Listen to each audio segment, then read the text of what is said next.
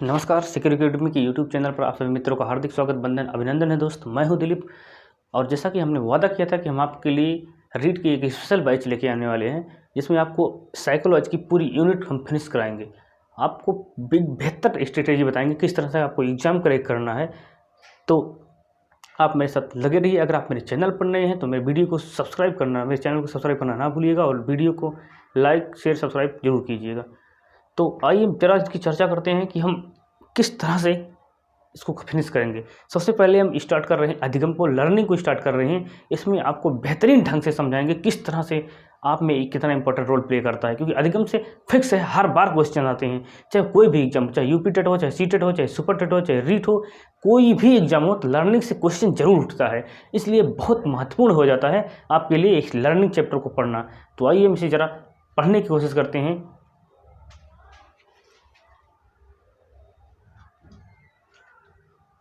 सबसे पहले हम देखते हैं कि अधिगम क्या होता है। What is learning? अधिगम क्या होता है? लर्निंग क्या होता है? डिफिनेशन देखते हैं। अभ्यास,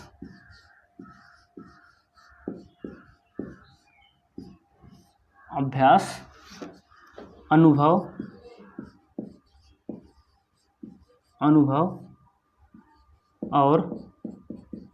और प्रशिक्षण के कारण।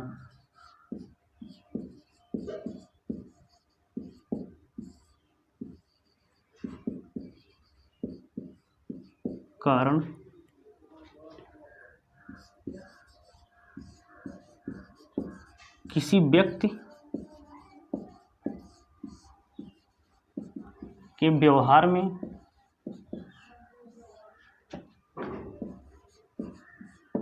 आए अपेक्षाकृत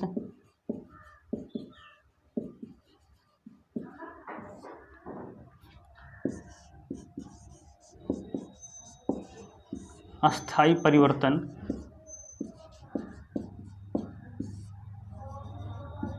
को अधिगम कहते हैं।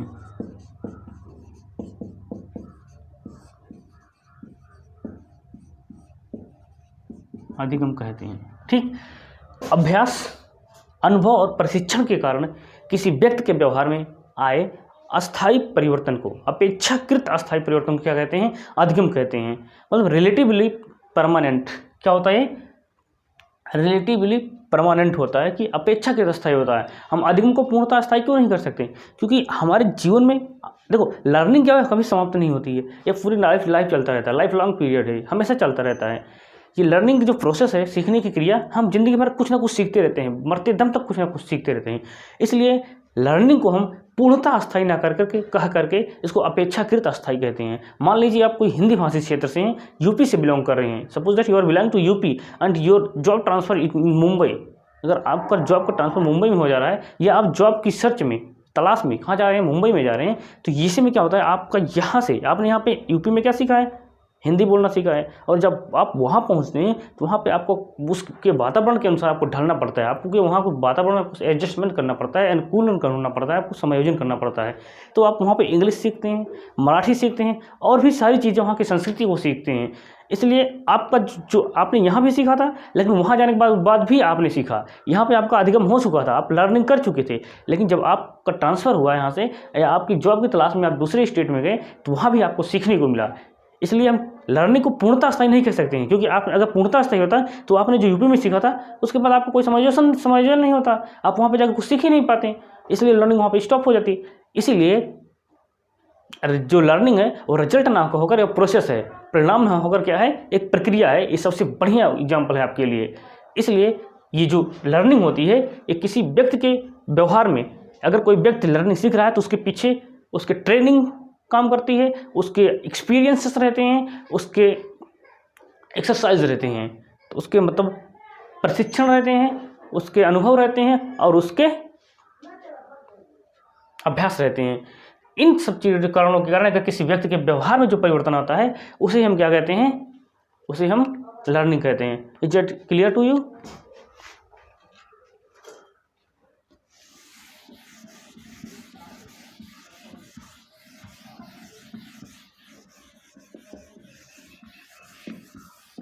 आइए थोड़ा आगे बढ़ने की कोशिश करते हैं, थोड़ा डेफिनेशन के माध्यम से सीखते हैं इसे हम।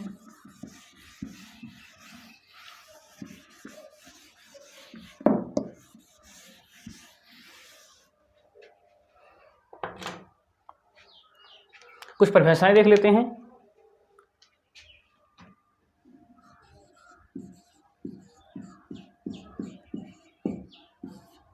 हिलगार्ड के अनुसार, हिलगार्ड का कहना है कि नवीन परिस्थितियों में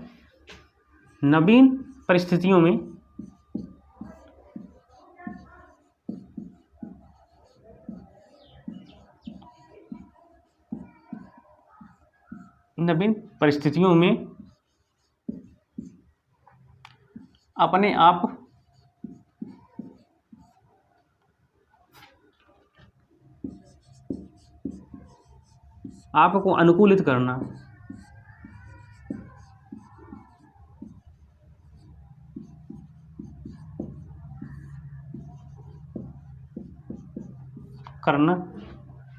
ही अधिगम है।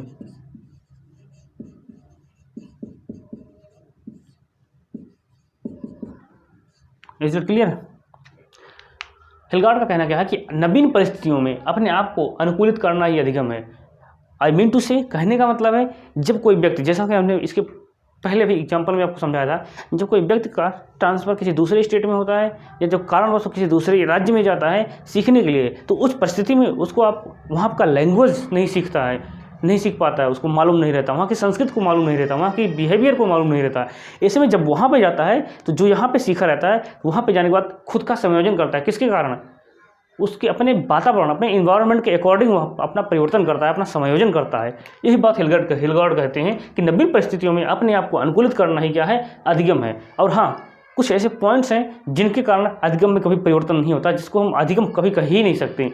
जो इन्होंने बताया, कुछ चीज़ें बताया था। पहला उन्होंने बताया कि इलनेस, दूसरी चीज़ इन्होंने बताया फटीग, ठीक। थर्ड उन्होंने बताया ड्रग्स, फोर्थ इन्होंने बताया इंस्टिंक्ट, फिर उन्होंने बताया रिफ्लेक्सस। इन सब चीज़ों के कारण किसी व्यक्ति में बिहेवियर में या शरीर में कुछ परिवर्तन आता है, उसे हम अधिगम नहीं कहते हैं। क्यों? क्योंकि ये परिवर्तन जैसे ही इनके हट जाने के बाद व्यक्ति अपने पूर्व स्थिति में आ जाता है। इन सब चीज़ों को हट जाने के बाद व्यक्ति क्या होता है? अपनी पूर्व स्थिति में आ जाता है। इसलिए इनके कारण आए हुए परिवर्तन को हम कभी अधिगम नहीं कहते हैं। Just a minute guys.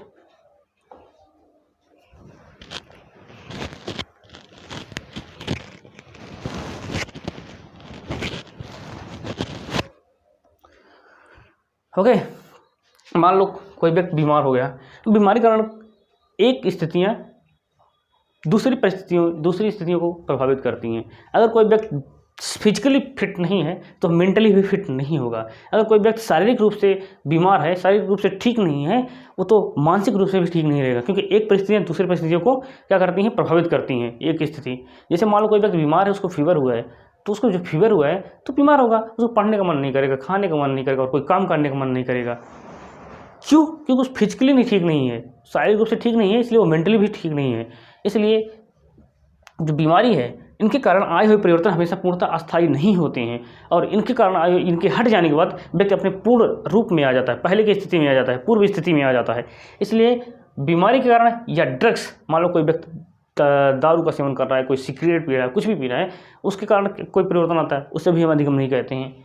रिफ्लेक्सस means अनैच्छिक क्रियाएँ क्या होती हैं? जिससे कोई व्यक्ति मोरो हुआ, बेविंस्की हुआ, बबलिंग हुआ, ये सब क्या होता है? इन्हें हम क्या कहते हैं? अधिगम नहीं कह सकते हैं। और कुछ इंस्टिंक्ट हो गए, फटी हुए, थकान, अगर थकान के कारण आए हुए परिवर्तन को भी हम अधिगम नहीं कहते हैं, क्योंकि जब थकान आ जाती है तो आदमी काम करने का मन नहीं करता, वो बैठ जाता है। इसके कारण आए हुए जो परिवर्तन होता है उसको भी अधिगम नहीं करते हैं। कौन कहता है? हिलगार्ड कहते हैं कुछ ऐसी चीज़ें हैं जैसे इलनेस, ड्रग्स, रिफ्लेक्सस, फटीग और इंस्टिंक्ट, इनके कारण किसी व्यक्ति के व्यवहार में अगर कोई परिवर्तन आता है तो उसे हम लर्निंग नहीं कहते हैं, अधिगम नहीं कहते हैं। Is that clear? तो let's move to the next point.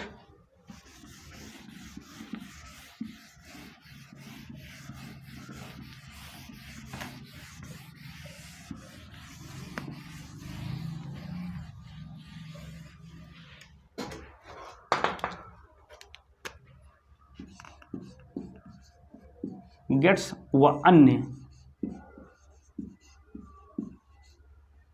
अन्य ने क्या परिभाषा दी है?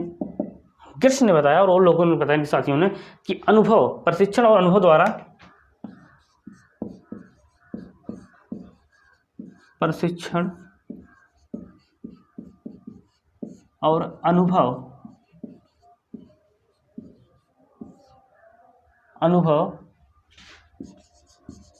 द्वारा किसी व्यक्ति में व्यवहार परिवर्तन ही अधिगम है।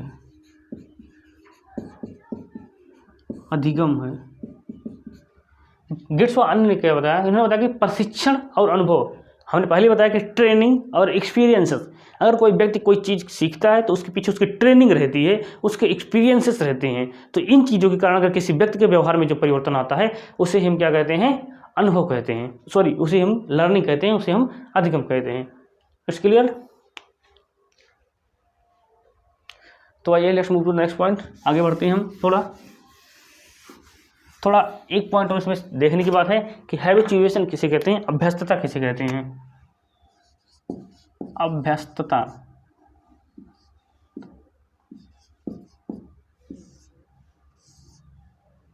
हैबिचुएशन,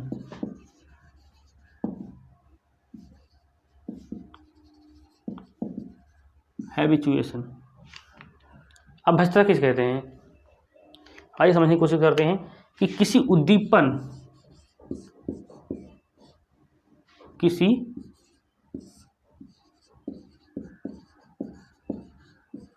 उद्दीपन के बार बार दिए जाने से,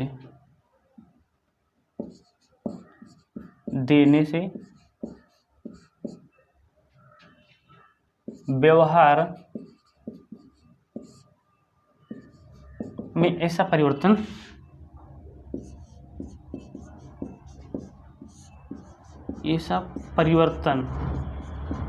जिसके प्रति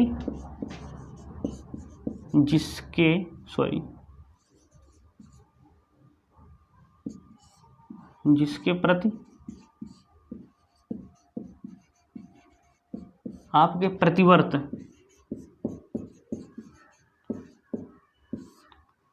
कमजोर पड़ जाते हैं।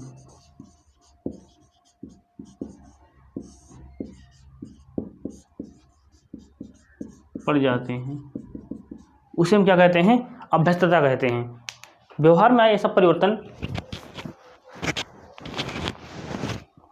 हमने देखा कि किसी उद्दीपन के बार बार दिए जाने से किसी व्यक्ति के व्यवहार में ऐसा परिवर्तन जिसके कारण उसके प्रतिवर्त कमजोर पड़ जाते हैं, उसे हम अभ्यस्तता कहते हैं। इसको एक सरल एग्जाम्पल हम समझ सकते हैं, सबसे सटीक समझ सकते हैं कि मान लो क्या होता है, एक एरिया, जब मैं पहली बार फर्स्ट टाइम मैं मुंबई गया तो सांता क्रूज एक एरिया था। जब मैं वहाँ पर रहने को लगा तो वहाँ पे हर एक 5 मिनट में एक फ़्लाइट गुजरती है, एक फ़्लाइट जरूर गुजरती है, हर 5 से 10 मिनट के अंदर एक फ़्लाइट जरूर गुजरती है। तो जो फ्लाइट ऊपर से आती है, क्योंकि नज़दीक रहती है, ऊपर से बहुत तेज़ी से आवाज़ आती है, तो मैं कानों को ऐसा कर लिया था। तो डर की पहली बार मैं समझ नहीं पाता कि क्या चीज़ है जो आ रही है, बहुत तेज़ी की आवाज़ के साथ आया। मैं कान को ऐसा करके ऐसा बैठ गया कि क्या चीज़ है आ रही है, क्योंकि मेरे कान उसको सुनने के लिए अभ्यस्त नहीं हुए थे। उस फ्लाइट की आवाज़ को सुनने के लिए मेरे कान अभ्यस्त नहीं थे, इसलिए मेरे साथ ऐसा हुआ। और फिर धीरे धीरे ऐसा होता गया और बाद में मुझे इसकी आदत पड़ गई। तो अभ्यस्तता क्या है कि जब कोई चीज़ आती है जो किसी के कारण उसके प्रतिवर्त कमज़ोर हो जाते हैं, कोई चीज़ किसी उद्दीपन के बार बार देने से उसके व्यवहार में इससे परिवर्तन जिसके प्रति आपके प्रतिवर्त कमज़ोर पड़ जाते हैं, उसी को हम क्या कहते हैं? अभ्यस्तता कहते हैं। तो इसे एक एग्जाम्पल से और समझ सकते हो, जैसे मान लो कोई शादी ब्याह हुआ, पार्टी हुआ, उसमें आपको डीजे चल रहा है। डीजे चलने में क्या होता है, उसमें बहुत जो तेज़ी से आवाज़ आती है और उसको उस चीज़ सुनने के लिए हमारे कान जो होते हैं सक्षम नहीं होते हैं, योग्य नहीं होते उस टाइम पे। लेकिन जब धीरे धीरे हम 5 से 10 मिनट उसमें गुजारते हैं तो मेरे कान उसको सुनने के लिए योग्य हो जाते हैं। इसलिए क्या होता है, ये जो होता है मुझे आदत पड़ जाती है। लेकिन ये चीज़ हमारे साथ हमेशा होगी, ये हमेशा मतलब जैसे नहीं कि आपने बैलून सेट कर लिया है कि हाँ भाई अब तू डीजे चला, मेरे कान इसके लिए अभ्यस्त हैं, इतना मैं सुन लूँगा। लेकिन जितनी बार आपके साथ ऐसी घटनाएं होंगी उतनी बार आपको इतना समय लगेगा, 5 से 10 मिनट लग जाएगा आपको समायोजन करने में, आपको अभ्यस्त होने में समय लग जाएगा। तो इसे हम अनलर्निंग ना कहते, क्या कहते हैं, अभ्यस्तता कहते हैं, कि किसी उद्दीपन के बार बार देने से व्यवहार में ऐसा परिवर्तन जिसके प्रति आपके प्रतिवर्त कमजोर पड़ जाते हैं, उसे क्या कहते हैं, अभ्यस्तता कहते हैं। It's clear to you?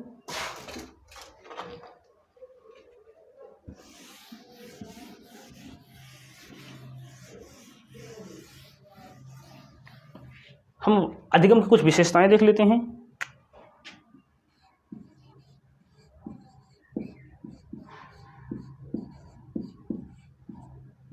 विशेषताएं, ठीक। पॉइंट नंबर 1 देखते हैं।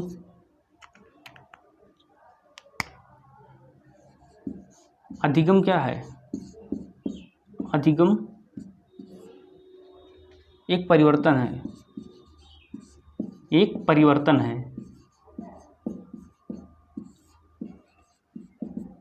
पॉइंट नंबर 2,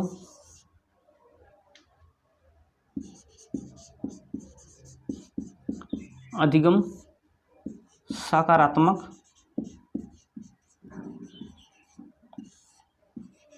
व नकारात्मक होता है।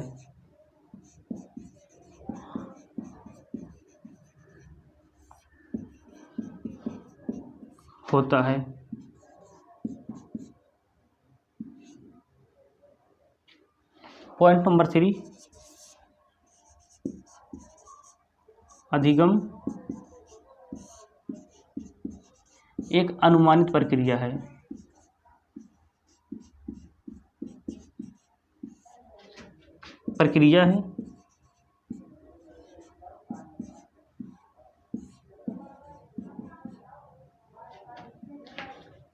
यह निष्पादन से भिन्न है,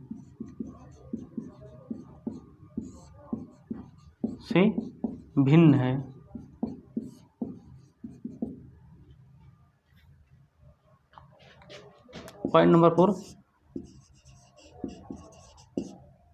अधिगम बाह्य दृष्टिगत होता है।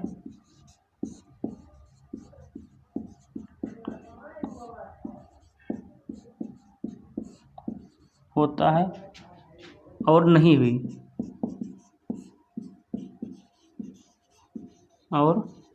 भी, पॉइंट नंबर 5, अधिगम प्रक्रिया है,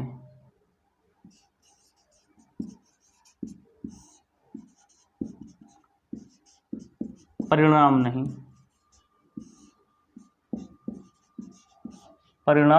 नहीं। ओके। पॉइंट नंबर 6,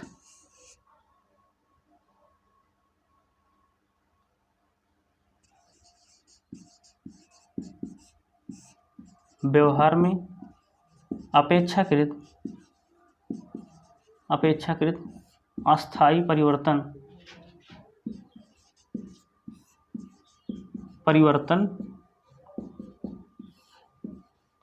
ही अधिगम है। Is that clear? तो इन सब चीज़ें के कारण ये सब विशेषताएं हैं किसकी? अधिगम की। तो आइए हम जरा समझने की कोशिश करते हैं कि इनकी विशेषताएं क्या हैं। ओके, अधिगम क्या है? एक परिवर्तन है। जैसा कि हमने सुना, हमने देखा, हमने आपको समझाया भी कि किसी व्यक्ति में उसकी अभ्यास, उसकी ट्रेनिंग या उसके अनुभव के कारण जो परिवर्तन आते हैं उसे हम क्या कहते हैं? अधिगम कहते हैं। That is called learning. तो अधिगम एक परिवर्तन है। अधिगम सकारात्मक भी होता है और नकारात्मक भी होता है।